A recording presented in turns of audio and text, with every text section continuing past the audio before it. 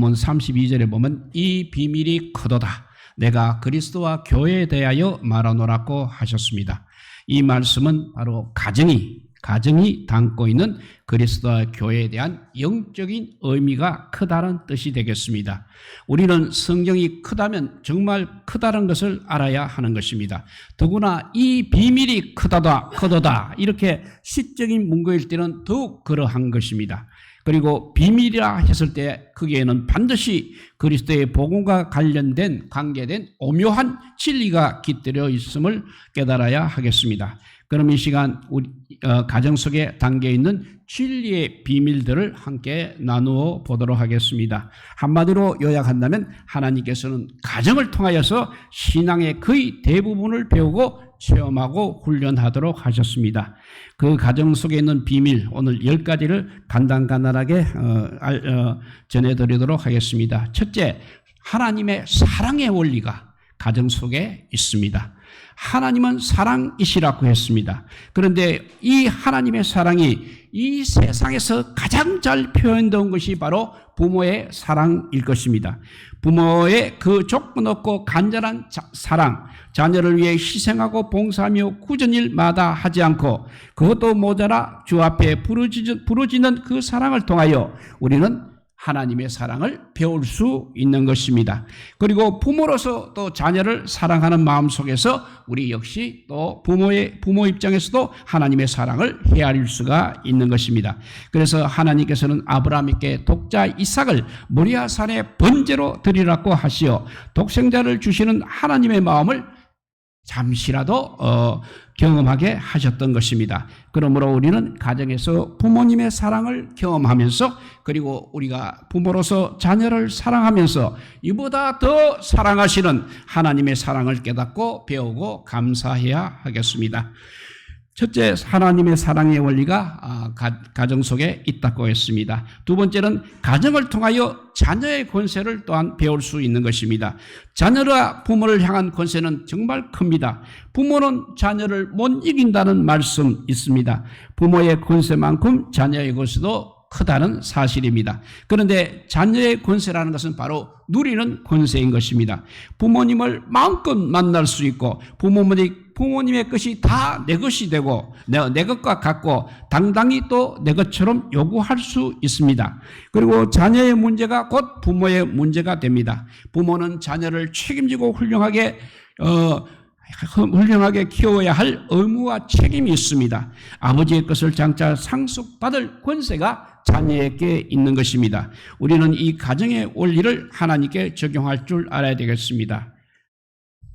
그때 우리의 믿음은 크게 되는 것입니다. 이렇게 가정의 하나님의 사랑의 원리가 가정 속에 있다고 했고 가정을 통해서 역시 자녀의 권세를 배울 수 있다고 했습니다. 세 번째, 가정은 예수님의 사랑의 훈련이 존재하는 것입니다. 오늘 에베소서 5장 2절에 보면 남편들아 아내 사랑하기를 그리스도께서 교회를 사랑하시고 위하여 자신을 주신과 같이 하라고 했습니다. 즉 가정은 사랑의 훈련의 장소라는 것입니다. 얼마만큼 사랑해야 한다고 했습니까? 주님이 교회를 사랑하듯 사랑해야 하는 것입니다. 좀 한 단계 낮추면 아내가 만족하고 자녀들이 만족할 만큼 사랑해야 하는 것입니다. 혹은 남편이 만족하고 가족이 만족할 만큼 사랑해야 하는 것입니다. 이 사랑의 훈련을 하는 장소가 바로 가정이라는 것입니다. 이 훈련을 가정에서 매일같이 시험하면서 우리가 성화를 경험하게 되는 것입니다. 이렇게 가정 속에 하나님의 사랑의 원리가 있고 가정을 통하여 자녀의 권세를 배울 수 있을 뿐 아니라 가정은 하나님의 사랑의 훈련이 존재하는 곳이라고 했습니다. 네 번째, 가정은 예수님을 주님으로 섬기는 훈련이 존재합니다. 22절에 보면 아내들이여 자기 남편에게 복종하기를 주께 하듯 하라고 했습니다. 마치 사라가 아브라함을 주라 하여 복종한 것과 같은 것입니다. 이것이 바로 예수님을 섬기는 훈련인 것입니다. 부부의 연합이라는 것은 육신과 아울러 정신적인 것입니다. 어떻게 머리가 둘인데 한 몸이 될 수 있겠습니까? 그러므로 그리스도와 한 몸이 되려면 예수님을 주로 삼고 철저히 순복해야 합니다. 우리는 예수님을 주님으로 섬기는 것이 대체 무엇인가 하는 것을 가정을 통해서 실습을 할 수 있다는 것입니다. 그런데 남편이 예수님과 같이 완전하다면 얼마나 좋겠습니까? 그러나 그렇지 못하기 때문에 오히려 훈련이 되는 것입니다. 어려운 조건 속에서 주님을 사랑한다는 마음으로 남편을 존경하고 순복할 때 이것이 진짜 나를 죽이는 훈련이 되는 것입니다. 그래서 그 훈련을 그대로 예수님께 접목만 시키게 되면 주님과의 깊은 연합 속에 들어가게 된다는 것입니다. 이렇게 가정 속에 우리 하나님의 사랑의 원리가 있다고 했습니다. 또 가정을 통해서 자녀의 권세를 배울 수 있다고 했습니다. 세 번째는 가정은 예수님의 사랑의 훈련이 존재하는 곳이라고 했고, 가정은 또한 예수님을 주로 섬기는 훈련이 존재한다고 했습니다. 다섯 번째는 가정은 경건의 훈련장입니다. 우리의 가정에 어른을 모시고 산다는 것은 마치 성도들이 하나님을 마음에 모시고 사는 원리와 같은 것입니다. 여러분 집에 어른이 계시면 어떻게 합니까? 공경한 마음을 가지고 조심을 해야 됩니다. 이것이 바로 경건의 훈련인 것입니다. 이 훈련 역시 또 하나님께 적용시켜 보십시오. 접목시켜 보십시오. 놀라운 신앙으로 바꾸어지게 될 것입니다. 그때 부모에게 한다고 생각하지 말고 하나님께 한다고 생각을 해보시기 바랍니다. 그러면 놀라운 은혜까지 주어지게 될 것입니다. 마치 골로새서 3장 2절 22절처럼 하나님께서 상을 반드시 주실 것입니다. 이와 같이 훌륭한 경건의 훈련장은 가정이 아니고서는 찾아볼 수 없는 것입니다. 또 한번 되풀이하면 가정에는 하나님의 사랑의 원리가 있습니다. 가정을 통하여 자녀의 권세를 배울 수 있습니다. 가정은 예수님의 사랑의 훈련이 존재하는 곳입니다. 가정은 예수님을 주로 섬기는 훈련이 존재하고 있습니다. 가정은 경건의 훈련장이라고 했습니다. 여섯 번째는 또 가정은 놀라운 믿음의 원리가 있습니다. 가정에 놀라운 믿음의 원리가 있는 것입니다. 어른을 모신 가정에서는 늘 여쭤보는 것이 습관화될수록 사랑을 받는 것입니다.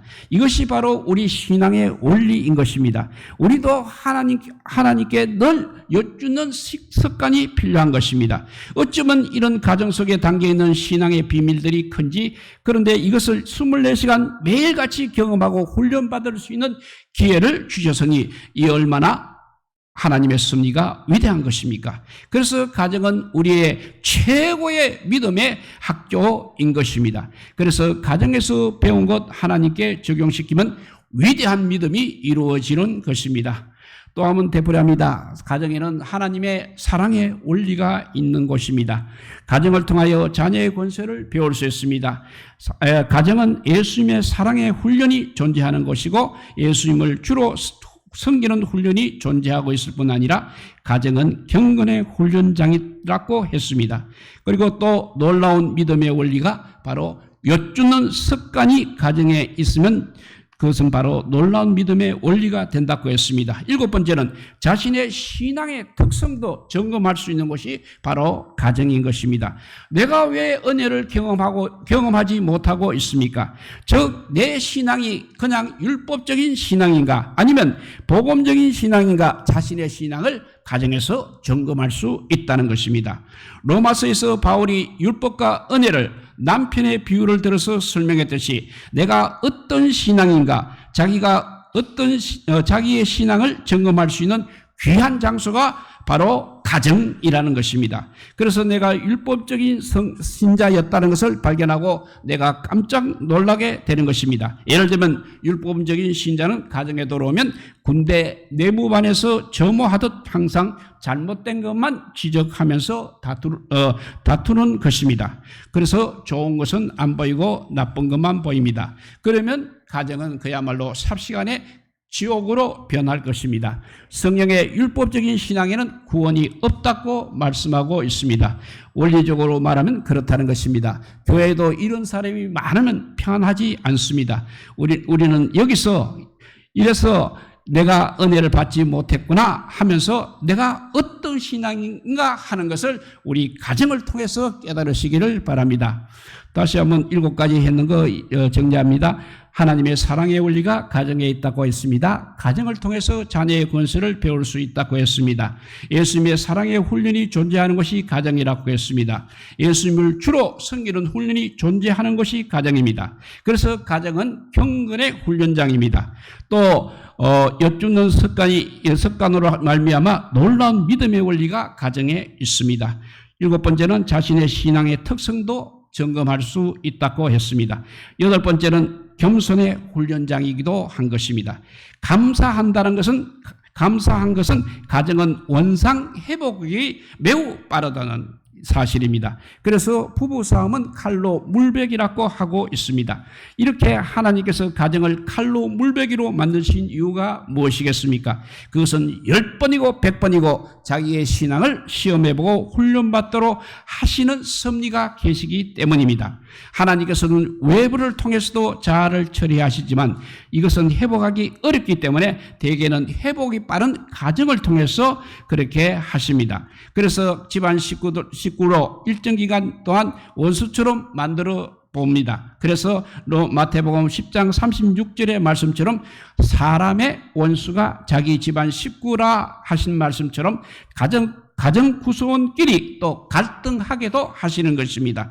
이것을 통해서 나의 부족함을 드러내시고 나의 죄를 드러내시고 나의 모든 것들을 나쁜 것들을 폭로하십니다. 그래서 자아를 이제 하나님께 내어놓고 처리받게 하시는 것입니다. 그러기 위해서는 우리 이렇게 다시 봉합되는 가정이라는 특수한 훈련장을 우리에게 허락하여 주신 것입니다.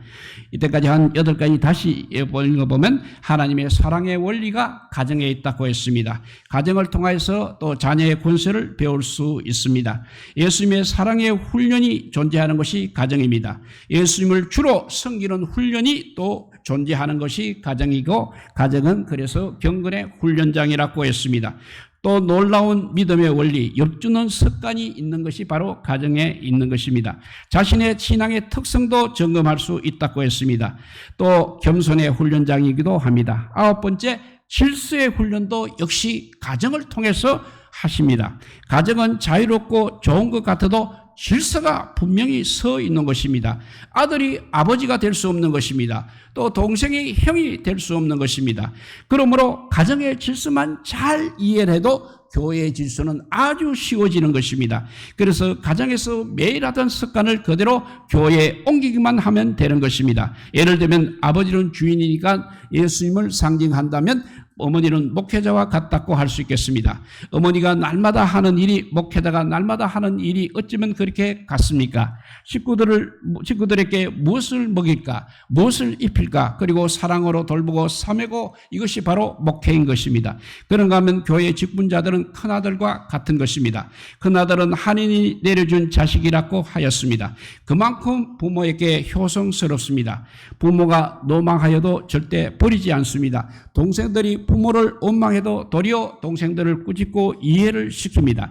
이렇게 다 버릴지라도 주님을 충성스럽게 받들고 성도들을 권면하는 것이 바로 그들의 업무인 것입니다. 그러니까 이 장자에게 상속의 3분의 1을 주었던 것입니다. 그러나 불행히도 어머니를 범한 노베는 장자에서 탈락이 되었습니다. 그러나 신앙의 막내는 되지 않은 것이 좋을 것 같습니다. 막내는 무엇이라고 했습니까? 아직 죄를 씻지 못한 육신에 속한 신자들을 막내라고 하는 것입니다. 그래서 막내 아들 베냐민을 물어뜯는 일이라고 했습니다. 그러므로 여러분은 모두 하나님 나라의 맞이가 되시기를 축원합니다. 이렇게 교회의 질서가 가정 안에서 매일 실수되고 있습니다. 그래서 가정을 잘 다스려야 교회를 다스릴 수 있는 것입니다. 이 가정에 숨겨진 비밀이 얼마나 큰지 오늘 다 말씀드리지 못하지만 마지막으로 가정은 천국 생활의 훈련장임을 말씀드리고자 합니다. 우리가 성령으로 임했던 초대교회 공동체의 아름다운 신앙도 그 모습 그대로 이미 가정에 존재하고 있었던 것이었습니다. 초대교회가 가진 고도의 신앙의 모습 중에 초대교회가 사랑 역시 가정에 이미 존재했었던 것입니다. 또 초대교회의 물질교통 역시 이미 가정에 있었던 것입니다. 그러므로 가정에서 행한 것을 그대로 확대시키기만 한다면 온전한 신앙이 되는 것입니다. 그래서 가정은 천국의 훈련소라고 하는 것입니다. 그런데 왜 이런 귀한 것들을 가정에만 머물고 계십니까? 이제는 하나님께 적용시키시기 바랍니다. 혹은 그래서 가정을 연구하게 되면 중생의 비밀도 나옵니다. 또 가정을 연구하면 전도의 비밀도 나오는 것입니다. 또 가정을 연구하면 그리스도와의 연합의 비밀도 나오는 것입니다. 또 봉사의 비밀도 나올 뿐 아니라 행복의 원리도 알 수 있습니다. 또 가정은 사역의 실습장입니다. 또 용서의 원리도 나옵니다. 동행의 원리도 나옵니다. 성경 연구의 원리도 나옵니다. 믿음, 소망, 사랑 등등 신앙의 모든 원리들이 다 가정에서 나오는 것임을 깨달으시기 바랍니다. 이제 말씀을 마칩니다. 우리의 가정을 한번 살펴보십시오. 그리고 가정을 통해서 자신의 신앙도 진단해 보시기 바랍니다. 우리는 가정을 통해서 신앙을 배우고 훈련을 받으시기 바랍니다. 가정은 거대한 하나님 나라의 표본입니다. 우리에게 허락하신 신앙의 실습장입니다. 영원한 것을 위한 예행 연습장입니다. 우리는 가정을 주신 하나님께 감사드려야 하겠습니다.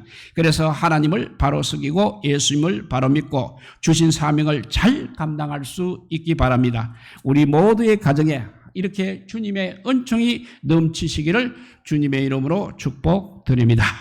기도하겠습니다. 사랑의 하나님 감사합니다.